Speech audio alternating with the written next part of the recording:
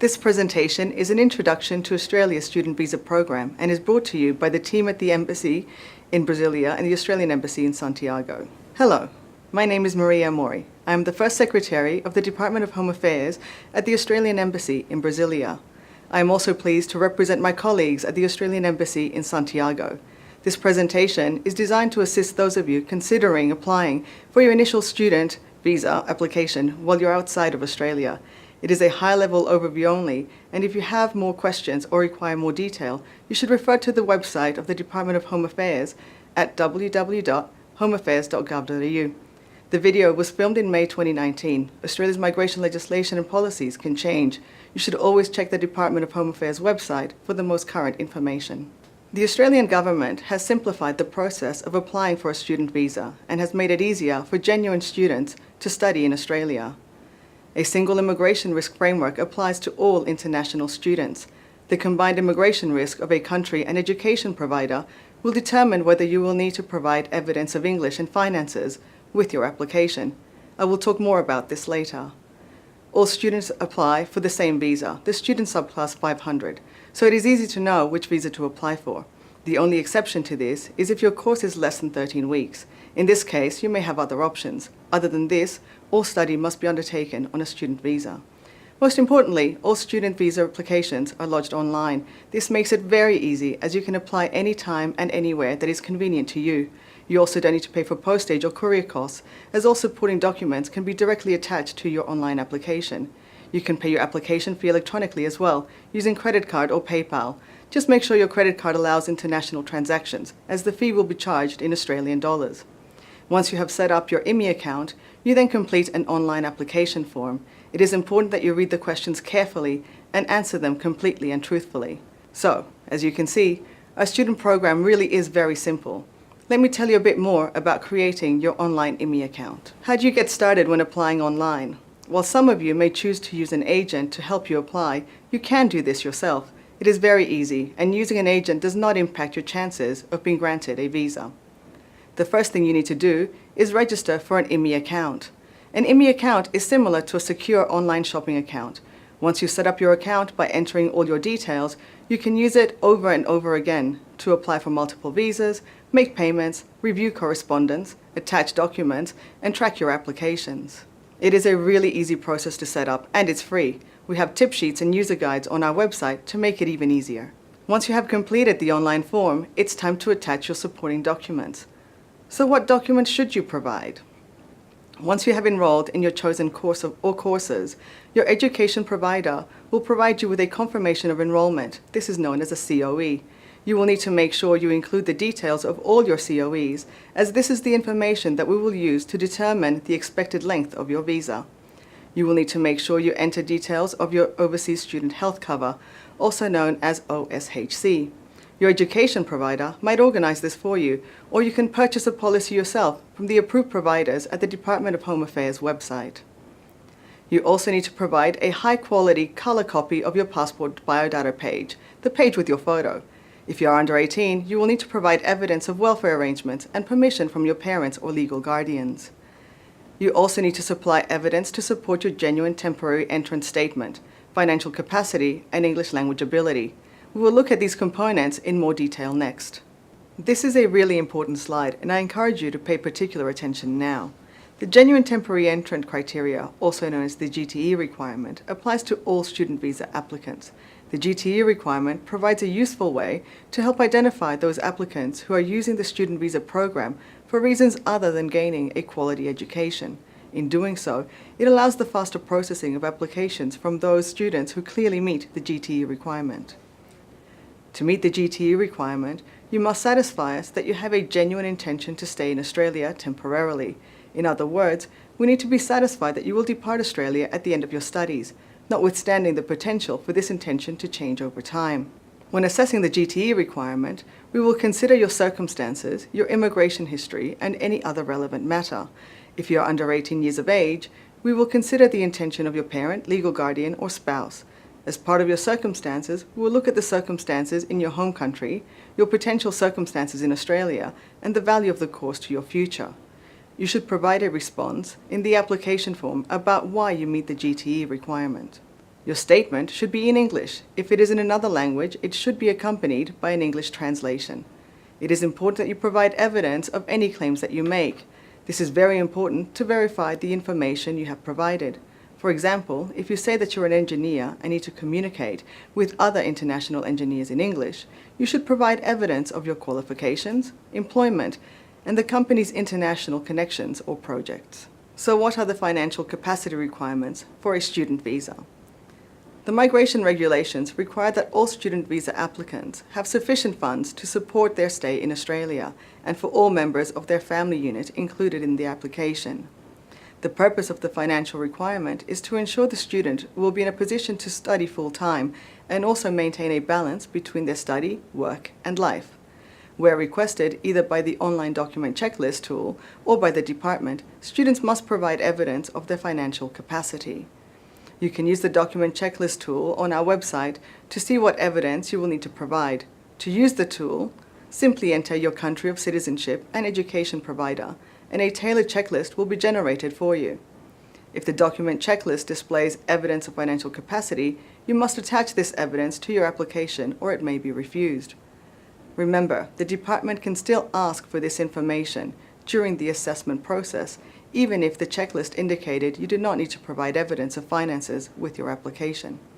Where evidence of financial capacity is required, you will need to provide evidence of sufficient funds to cover the first 12 months of intended stay, or for the duration of your stay if less than 12 months.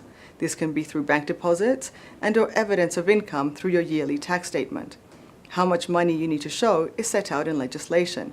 More information about the amount of funds or income you will need to show and how to calculate extra funds if there are accompanying family members is available on our website. There are two parts to the financial requirements. One is financial capacity and one is the genuine access to funds requirement. The purpose of this requirement is to ensure that you will have genuine access to funds to support your stay in Australia. Funds or income should not be declared solely for the purpose of the visa application. We need to be satisfied that there will be actually funds available to you in Australia. We have found that students without access to funds in Australia are more vulnerable. They may be tempted to breach student visa work conditions or even be vulnerable to worker exploitation. Of course, we really want to avoid this and ensure that all students have a positive experience studying in Australia. When assessing this requirement, we will look at your employment history, assets, and income if you are providing your own funds, or for the person providing the funds. Where funds are being provided by someone else, we will also want to see evidence of the relationship between you and your financial supporter. For example, is it reasonable and logical that this person is providing significant financial support to you?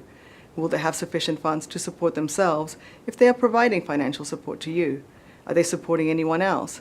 What are their assets and savings? Some applicants will need to provide evidence of English language skills. For example, if you're undertaking only an English language course or you're a school sector student, you will be exempt from providing this evidence. Check the document checklist tool on our website to see if you need to provide evidence of English proficiency with your application. If the document checklist displays evidence of English language ability, you must attach this evidence to your application or it will be refused. Remember, the department can still ask for this evidence during the assessment process, even if the checklist indicated you did not have to provide evidence of English language ability. If you need to provide evidence of English, you can check our website to see what specific level of English you should have and how you can demonstrate this.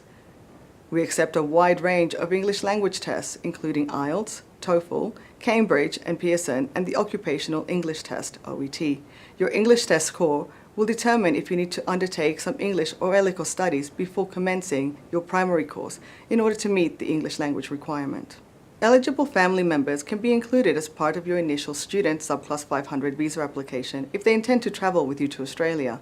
Further details about who we classify as family members are available on our website. All family members must demonstrate that they also meet the genuine temporary entrant criteria. Family unit members must be declared in your initial student visa application, regardless of whether they travel with you or they will join you in Australia at a later stage. If they are not declared, they will not be eligible for the grant of a visa at a later stage. Family members wishing to join you in Australia later will also need to apply for a student visa subclass 500. They can also do this online. When family members are applying, either as part of your application or subsequently, Please make sure they are also covered by your overseas student health cover and that you provide evidence of their relationship to you, for example, birth certificates, marriage certificate, or evidence of a de facto relationship. A brief reminder that all non-English supporting documents must be accompanied by English translations. Both the original version and the translation must be provided. Failure to provide translations of documents will delay the processing of your application. Only documents that relate to your personal, academic, and professional circumstances need to be translated into English.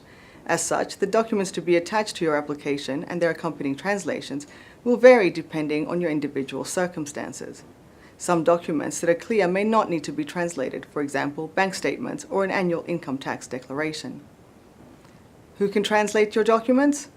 For officially issued documents, such as marriage certificates, birth certificates, child custody documentation, and national ID cards, translations must be completed by a sworn translator or a person officially accredited as a translator in your country of residence. Secondary documents, such as GTE statements, employment references, employment books, and general evidence to support the existence of a partner or spouse relationship, only need to be an accurate translation. The department will not accept translations which are inaccurate or poor quality, for example, those done by online computer tools such as Google Translate. Translations completed in Australia must be done by a translator accredited by the National Accreditation Authority for Translators and Interpreters, NATI. Where there is doubt as to whether the document should be accompanied by a translation from a sworn translator or just with an accurate translation, a sworn translation should be provided. Current visa processing times are published every month on the website shown on the screen. However, we recommend that you lodge your student visa application at least 6 weeks before your course will commence. You should include all required documents. You are able to make a decision based on the information you have provided when lodging your application. Do not presume that we will ask you for further information or interview you by telephone, as this may not happen. However, should you be asked to provide further information, you should look to provide this as soon as you can and within the allocated timeframe. If you need to do a medical examination, you should download a referral letter from the final screen of your application. You can then organize your medical examination with a panel doctor as soon as you have lodged. If the document checklist indicates that you need to provide biometric identifiers, you should download a letter from the final screen of your application and then attend your nearest biometrics collection center as soon as possible. Finally, make sure you monitor your email account, as we will communicate with you electronically if you select this option in the application form. Also check your junk email folder to make sure you don't miss anything we send you. Australia has a fantastic electronic visa system, which means we do not need to place a visa label in your passport as evidence of your visa grant. In fact, we haven't issued visa labels in many years. Instead, we store your visa details electronically, and the airline will use an electronic system to verify with us if you hold a valid visa. This is done when you check in for your flight, as your visa details will be linked to your passport. Because your visa is linked to your passport, you must remember to update your passport details with us if you get a new passport before you travel to Australia.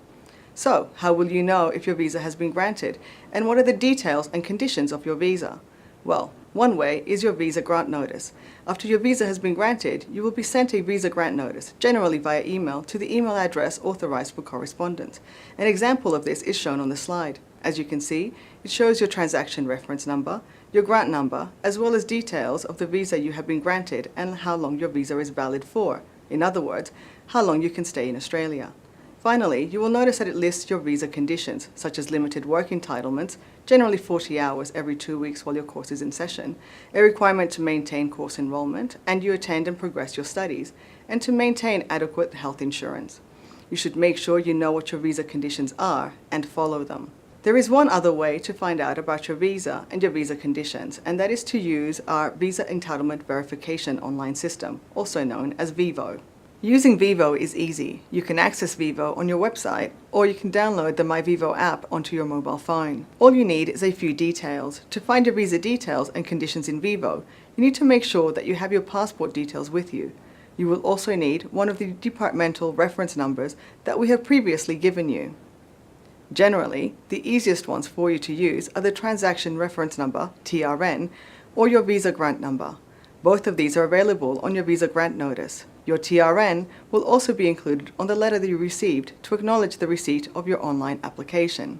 As a visa holder, you can use Vivo or the MyVivo app to check your current visa details and conditions. You can also send your visa entitlement details to any email address you like. It's a great system, and I encourage you to try it out and use it. That brings me to the end of this presentation. If you need further information, make sure to visit our website. The direct web address is shown on the screen. Alternatively, you can access our main website, www.homeaffairs.gov.au, and in the search bar type Student Visa Subclass 500 to access more details. Our website will take you through the application process step by step.